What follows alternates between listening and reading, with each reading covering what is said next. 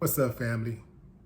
In the wee hours of Sunday morning, DJ Paul took to social media and unleashed a fiery response to the people who had something to say about him not attending Gangsta Boo's funeral.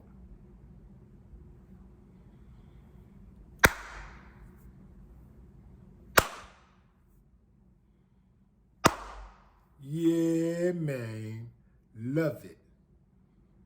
DJ Paul said, man, I was out on tour. And furthermore, I don't do funerals. So all you blank, blank, bliggity, blank, blank, blank, blank, blank, who got something to say about it, you can kiss my black. Well, he didn't say that, but he had some other choice words to say. I'll put a link in the description so you can check out the video yourself. But listen, fam, I can relate. I can totally relate to not attending a funeral where people have had something publicly to say about me not attending the funeral of someone who I was associated with. My situation was a little different.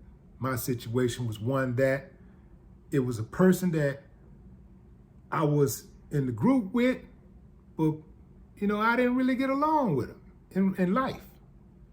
I didn't get along with him in life, so why would I front in death? Why would I wait till he died and show up at the funeral? I'm not fake like that. I know some of y'all got that kumbaya thing bad. Y'all be the main ones want to hug the killer of your brother and let bygones be bygones and forgiveness and God gonna take care of it and all that. If that works for you, do your thing, fam. But it don't work for me. Don't work for me. I'm gonna keep it a buck. I wouldn't want to show up at somebody's funeral who did not like me. Even if I did know him, even if it was my own brother.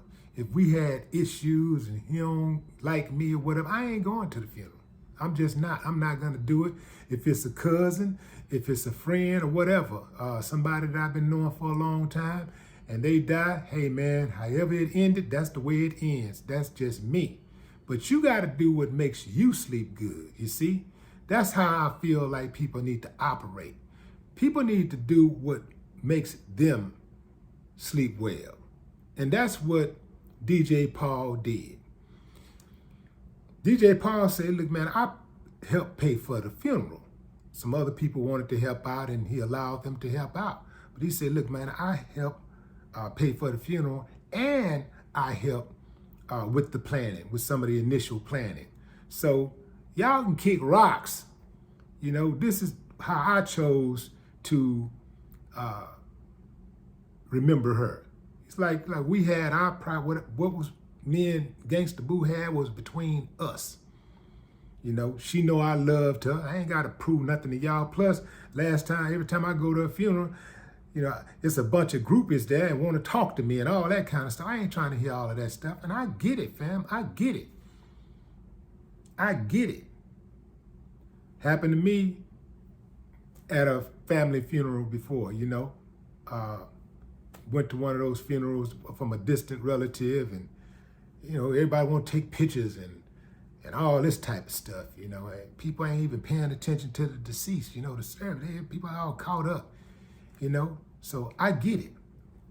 I also get someone who is close to the deceased, who has a very good relationship like Paul did with Gangsta Boo. And they decide, I'm not going. I didn't get it in the past. When my mom died, her twin brother didn't show up.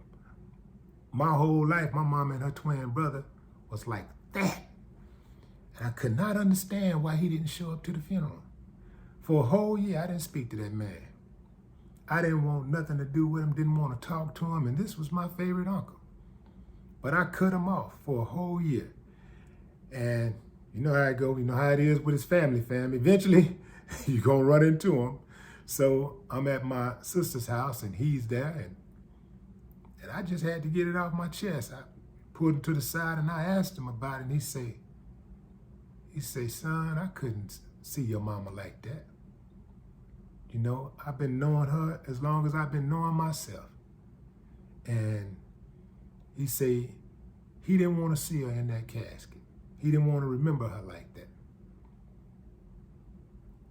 And that was the first time it really, really hit me. Like, because I know he was as close to her as anybody. Hell, he loved her before I loved her.